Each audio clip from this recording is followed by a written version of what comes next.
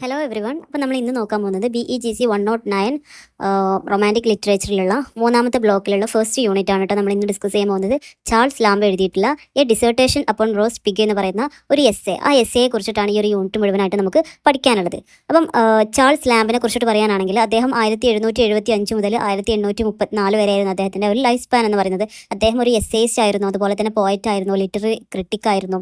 അങ്ങനെ പല മേഖലകളും അദ്ദേഹത്തിൻ്റെ കഴിവുകൾ തെളിയിച്ചിട്ടുണ്ടെങ്കിൽ പോലും അദ്ദേഹം കൂടുതലായിട്ടും അറിയപ്പെടുന്നത് ഒരു എസ്സേയിസ്റ്റ് എന്നുള്ളതിൽ. കാരണം ആ ഒരു എസ്സേ എന്നുള്ള ഒരു മേഖലയിലാണ് അദ്ദേഹത്തിൻ്റെ കഴിവുകൾ കൂടുതലായിട്ടും പുറത്തെടുക്കുകയും ആളുകൾ അദ്ദേഹത്തെ എന്താണ് കൂടുതലായിട്ട് ഒരു എസ്സേയിസ്റ്റ് എന്നുള്ള ഒരു പദവി അദ്ദേഹത്തിന് ചാർത്തി കൊടുക്കുകയും ചെയ്തിട്ടുള്ളത്. അപ്പം ചാൾസ് ലാംബ് എന്ന് പറയുമ്പോൾ നിങ്ങൾ ആലോചിക്കേണ്ട അദ്ദേഹം ഒരു എസ്സേയിസ്റ്റ് ആണ്, നമുക്ക് പഠിക്കാനുള്ളതും അദ്ദേഹത്തിൻ്റെ ഒരു എസ്സേ ആണെന്നുള്ളത് ജസ്റ്റ് ഒന്ന് കണക്ട് ചെയ്ത് വെക്കുക. അതുപോലെ അദ്ദേഹം നമ്മുടെ നേരത്തെ പറഞ്ഞിട്ടുള്ള ST കോളേജിൻ്റെയും വേർഡ്സ്വർത്തിൻ്റെ ഒക്കെ ഏറ്റവും ബെസ്റ്റ് ആയിട്ടുള്ള ഫ്രണ്ടും കൂടെയാണ് കേട്ടോ. അദ്ദേഹത്തിൻ്റെ പെൻ നെയിം എന്ന് പറയുന്നത് എലിയ എന്നുള്ളൊരു പേരാണ്. അദ്ദേഹം ചാൾസ് ലാംബ് എന്നുള്ളത് അദ്ദേഹത്തിൻ്റെ വർക്കുകളിലൊന്നും അദ്ദേഹം അവിടെ കൊടുത്തിട്ടില്ല. അദ്ദേഹം ഫുള്ള് കൊടുത്തിട്ടുള്ളത് എലിയ എന്ന് പറയുന്ന ഒരു പെൻ നെയിമിലൂടെയാണെന്നുള്ളതാണ്. അപ്പം അദ്ദേഹത്തിന് അറിയപ്പെടുന്നത് പ്രിൻസ് ഓഫ് ഇംഗ്ലീഷ് എസ്സേയിസ്റ്റ് എന്നുള്ളതാണ്. കാരണം അത്രയും മികവുറ്റ എസ്സേകൾ അദ്ദേഹത്തിൽ നിന്ന് ഉണ്ടായിട്ടുണ്ട് എന്നുള്ളതാണ്. ആ ഒരു കാലഘട്ടത്തിലുള്ള the prince of English essayist എന്നുള്ളതാണ് അദ്ദേഹത്തിന് അറിയപ്പെടുന്നത്. കാരണം അത്രയും ഫേമസ് ആയിട്ടുള്ള ഒരു വ്യക്തിയാണെന്നുള്ളത് മനസ്സിലാക്കുക. അദ്ദേഹം കൂടുതലായിട്ടും ശ്രദ്ധിക്കപ്പെട്ടത് അദ്ദേഹത്തിൻ്റെ എസ്സേകളിലൂടെയാണെന്നുള്ളത്. അപ്പോൾ വൺ ഓഫ് ദ അദ്ദേഹത്തിൻ്റെ ഇമ്പോർട്ടൻ്റ് ആയിട്ടുള്ള ഒരു ഹ്യൂമറസ് ആയിട്ടുള്ള എസ്സേ ആണ് നമുക്ക് ഈ ഒരു യൂണിറ്റിൽ പഠിക്കാനുള്ളത്. 1822 എസ്സേസ് ഓഫ് എലിയ എന്ന് പറയുന്ന ഒരു സംഹാരം ഉണ്ടായിരുന്നു. അപ്പം അതിൻ്റെ ഒരു ഭാഗമായിട്ടാണ് നമുക്ക് പഠിക്കാനുള്ള ഈ ഡിസേർട്ടേഷൻ അപ്പൺ റോസ്റ്റ് പിഗ് എന്ന് പറയുന്ന ഈ ഒരു എസ്സേ വരുന്നത് എന്നുള്ളതാണ്. അപ്പം ഇതിൽ പറയുന്നത് എന്താ വെച്ചാൽ ഇതൊരു ചൈനീസ് ഒരു കയ്യെഴുത്ത് പ്രതിയുടെ ഒക്കെ ഒരു അത് ആ ഒരു കഥനെയൊക്കെ ബേസ് ചെയ്തിട്ടുള്ള ഒരു കഥയായിട്ടാണ് ഇതിൽ പറയുന്നത്. നമ്മുടെ അങ്ങനെയാണ് ലാംബ് ഇവിടെ ഇതിനെ അവതരിപ്പിക്കുന്നത് എന്നുള്ളത്. അപ്പം ആദ്യകാലത്തൊന്നും മനുഷ്യന്മാർ എന്ത് ചെയ്യില്ലായിരുന്നു, ഈ ഇറച്ചി മാംസങ്ങളൊക്കെ എന്തായിരുന്നു അങ്ങനെ റോ ആയിട്ട് ഭക്ഷിക്കായിരുന്നു. ഒരിക്കലും അത് വേവിച്ച് ഭക്ഷിക്കണം എന്നുള്ളത് അവർക്ക് അറിയില്ലായിരുന്നു. അല്ലെങ്കിൽ വേവിച്ച് കഴിക്കുന്ന ഭക്ഷണത്തിന് അത്രയും ടേസ്റ്റ് ഉള്ളെന്നുള്ള കാര്യം അവർക്ക് അറിയില്ലായിരുന്നു. പിന്നീട് എങ്ങനെയാണ് അവർ വേവിച്ച് ഭക്ഷണം കഴിക്കൽ സ്റ്റാർട്ട് ചെയ്തത് എന്നുള്ള രസകരമായിട്ടുള്ളൊരു സംഭവങ്ങളാണ് ഈ ഒരു എസ്സേയിലൂടെ ലാംബ് പറയുന്നത് എന്നുള്ളതാണ്. അപ്പം ആദ്യകാലത്ത് പച്ചക്ക ആണ് കഴിച്ചിട്ടുണ്ടായിരുന്നത്.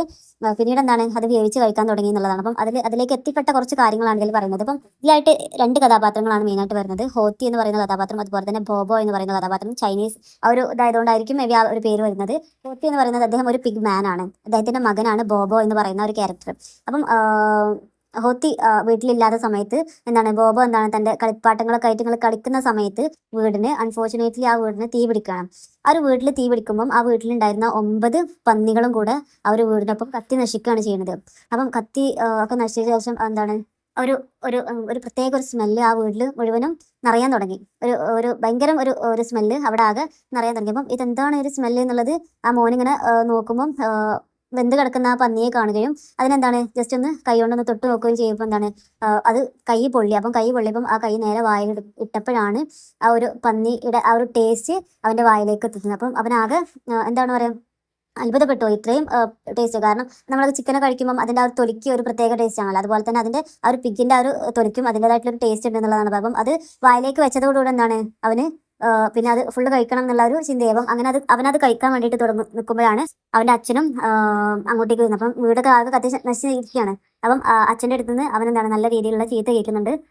അങ്ങനെ അവരുടെ അച്ഛനും ആ ഒരു പന്നിയെ തൊട്ടിട്ട് പൊള്ളും. അപ്പോൾ കൈ വിരല് വായിലേക്ക് ഇടുന്നുണ്ട്. അപ്പം അപ്പോഴും അദ്ദേഹത്തിന് അവരത്രയും സ്വാദിഷ്ടമായിട്ടുള്ളൊരു സാധനമാണിത് എന്നുള്ളത് അദ്ദേഹത്തിന് മനസ്സിലാവുകയാണ്. അപ്പം അങ്ങനെ അച്ഛനും മകനും ആ ഒരു പന്നിയെ അവിടെ ഉള്ള മുഴുവൻ പന്നിയും അവർ അങ്ങനെ ഭക്ഷിക്കുകയാണെന്നുള്ളതാണ് പറയുന്നത്. അപ്പം ഈ ഒരു രഹസ്യം അവർ ആരോടും പറഞ്ഞിട്ടുണ്ടായിരുന്നില്ല. കാരണം ഈ ഒരു കത്തി നശിച്ച ഈ ഒരു പിഗിന് ഇത്രയും ടേസ്റ്റ് ഉണ്ടെന്നുള്ളത് അവർ ആരോടും പറഞ്ഞിട്ടുണ്ടായത് അവർ രഹസ്യമാക്കി വെക്കാൻ വേണ്ടിയിട്ട് തുടങ്ങിയെന്ന് പറയും. പക്ഷേ എന്നാലും അവരുടെ വീടുകൾ വീണ്ടും വീണ്ടും കത്തി നശിക്കാൻ തുടങ്ങി എന്നുള്ളതാണ് കവി ഇവിടെ പറയുന്നത്. കാരണം ഈ ഒരു പന്നീൻ്റെ മാംസം കഴിക്കാൻ വേണ്ടിയിട്ട് ആ വീടുകൾ അവരുടെ വീട് ഇടക്കിടക്ക് ഇങ്ങനെ ഇവർ കത്തിക്കും. അതാണ് അവിടെ പറയുന്നത്. അപ്പം ഇത് അയൽവക്കക്കാർക്കൊക്കെ മനസ്സിലായി. ഇപ്പം അവരും അവരുടെ വീടുകളും കത്തി നശിപ്പിക്കാൻ തുടങ്ങി. എന്നിട്ട് പന്നിയിറച്ചി കഴിക്കാൻ തുടങ്ങി. അപ്പം ഇതാകെ ഒരു പ്രശ്നമായി. അങ്ങനെ ഹോത്തിയെയും അതുപോലെ തന്നെ ബോബോയും കോടതിയിൽ അങ്ങനെ അവരെ കോടതിയിൽ ഹാജരാക്കുകയാണ്. അപ്പം അവരുടെ ആ ഒരു കുറ്റം ചെയ്തതിന് തെളിവായിട്ട് കത്തി എറിയപ്പെട്ട ഒരു പിഗിൻ്റെ മീറ്റ് അങ്ങോട്ടേക്ക് കൊണ്ടുവരാണ്. അപ്പം അവിടെയുള്ള ആളുകളും അത് രുചിച്ച് നോക്കിയിട്ട്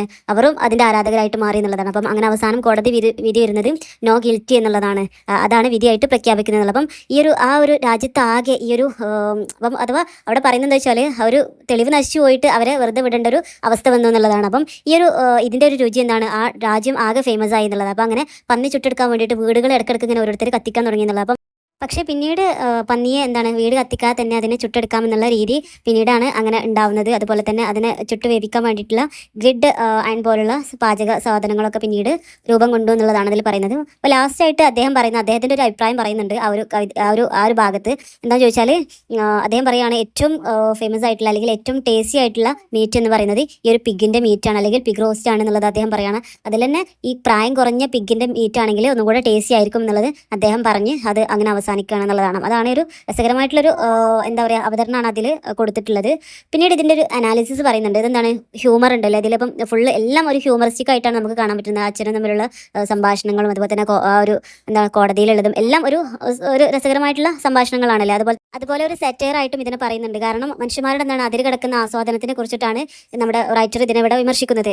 കാരണം എന്താ വെച്ചാൽ അവർ എന്താണ് പിഗിൻ്റെ മീറ്റ് കഴിക്കാൻ വേണ്ടിയിട്ട് അവരുടെ വീടുകൾ വരെ എന്താണ് ചുട്ടരിക്കേണ്ട ഒരു അവസ്ഥ വരുന്നുണ്ട്. അപ്പം മനുഷ്യന്മാർ അത്രയ്ക്ക് കഴിവേ അവർക്കുള്ളൂ അല്ലെങ്കിൽ അവരുടെ കഴിവ് കേടിനെയാണ് അവിടെ പറയുന്നത്. അതുപോലെ തന്നെ ഇതൊരു ഫാൻറ്റസി ആയിട്ട് നമുക്ക് വായിക്കാമല്ലേ. കാരണം ഇതൊന്നും യാഥാർത്ഥ്യത്തിൽ സംഭവിക്കുന്ന ഒരു സംഭവമല്ല. പക്ഷേ ഒരിക്കലും ഒരു ഫാൻറ്റസി എന്നുള്ള ഒരു മെത്തേഡിലല്ല നമ്മുടെ റൈറ്റർ ഇതിനെ എഴുതുന്നത്. പക്ഷേ ഭയങ്കര ഇമാജിനേഷൻസിലൂടെയൊക്കെ നല്ല രസകരമായിട്ടുള്ള രീതിയിലാണ് ഇത് ഇവിടെ അവതരിപ്പിക്കുന്നത്. അതുപോലെ തന്നെ ഒരു പേഴ്സണൽ സ്റ്റൈലാണ്. കാരണം അദ്ദേഹം തന്നെ നറേറ്റ് ചെയ്യുന്ന രീതിയിലാണ് ഇതിലുള്ളത്. അതുപോലെ ലാംഗ്വേജ് എന്ന് പറയുമ്പോൾ കുറച്ചൊരു സമ്പന്നമായിട്ടുള്ള ലാംഗ്വേജ് ആണ്. അതൊരു ഓർണമെൻ്റൽ ആയിട്ടുള്ള ലാംഗ്വേജ്. അതുപോലെ തന്നെ ലാറ്റിൻ ഭാഷകളൊക്കെ കൂടുതലായിട്ട് അദ്ദേഹം ഉപയോഗിക്കുന്നുണ്ടെന്ന് പറയും. പിന്നെ നമ്മുടെ ടെക്സ്റ്റിൽ പറയുന്ന കാര്യമാണ് ഹ്യൂമറിനെ കുറിച്ചിട്ട് പറയുന്നുണ്ട്. ഞാൻ പറഞ്ഞല്ലോ ഈ ഒരു സ്റ്റോറി മുഴുവൻ നമുക്കൊരു ഹ്യൂമറസ് ആയിട്ട് നമുക്ക് ചിത്രീകരിക്കാൻ പറ്റില്ലേ. ഫസ്റ്റ് എന്താണ് ഹ്യൂമറസ് ആയിട്ടുള്ള ഡിസ്കറി ഓഫ് ദ റോസ്റ്റ് പിഗ്. ആ ഒരു പിഗ് ഉണ്ടാക്കുന്നതിലുള്ള ഒരു ഹ്യൂമറസ് നമുക്ക് കാണാൻ പറ്റും. അതുപോലെ തന്നെ നമ്മുടെ ബോബോ ഫാദർ ഒക്കെ ആയിട്ടുള്ള ഒരു കോംബോ നമുക്ക് എന്താണ് ഒരു ഹ്യൂമറസ് ആയിട്ട് നമുക്ക് ചിത്രീകരിക്കാൻ പറ്റും. അതുപോലെ തന്നെ അവരുടെ ഡയലോഗുകൾ ഫുള്ള് ഹ്യൂമറിസ്റ്റിക് ആയിട്ട് അതുപോലെ തന്നെ ആ ഒരു കോമിക് ആയിട്ടുള്ള ഒരു കോർട്ട് സീൻ പറയുന്നുണ്ട്.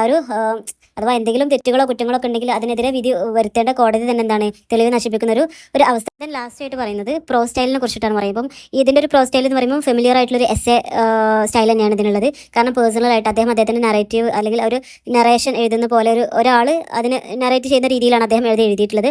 അതുപോലെ തന്നെ ഹ്യൂമറസ് ആയിട്ടുള്ള വിറ്റി ആയിട്ടുള്ള കോൺവെർസേഷൻസ് ഒക്കെ അതിലുണ്ട് എന്നുള്ളതാണ്. അതുപോലെ തന്നെ റിച്ച് ആയിട്ടുള്ള ഓർണമെൻ്റൽ ആയിട്ടുള്ള ലാംഗ്വേജ് ആണ് കേട്ടോ അതിൽ അദ്ദേഹം ഉപയോഗിച്ചത്. ഇമാജിനേറ്റീവ് ആയിട്ടുള്ള അതുപോലെ തന്നെ ക്രിയേറ്റീവ് ആയിട്ടുള്ള ഒരു സ്റ്റൈലാണ് അതിനുള്ളത്. അതുപോലെ വിവിഡ് ആയിട്ടുള്ള ഡിസ്ക്രിപ്ഷൻ അദ്ദേഹം കൊടുക്കുന്നുണ്ട്. പിന്നെ എന്താണ് നമുക്ക് പറയാം ഹ്യൂമറിൻ്റെയും അതുപോലെ തന്നെ സീരിയസ്നെസ്സിൻ്റെയൊക്കെ ഒരു ബ്ലെൻഡ് നമുക്ക് രണ്ടും അതിൽ കാണാൻ പറ്റുന്നുള്ളതാണ്. അപ്പം ഇതൊക്കെയാണ് അതിൻ്റെ ഒരു പ്രോ സ്റ്റൈൽ എന്നുള്ള രീതിയിൽ നമുക്ക് ഇതിനെക്കുറിച്ചിട്ട് പറയാൻ പറ്റുക. സോ നിങ്ങൾക്ക് നല്ല രീതിയിൽ തന്നെ മനസ്സിലായിട്ടുണ്ടാവും എന്ന് വിചാരിക്കുന്നു. എന്തെങ്കിലും ഡൗട്ടുകളോ കാര്യങ്ങളൊക്കെ ഉണ്ടെങ്കിൽ കമൻറ്റായിട്ട് അറിയിക്കുക.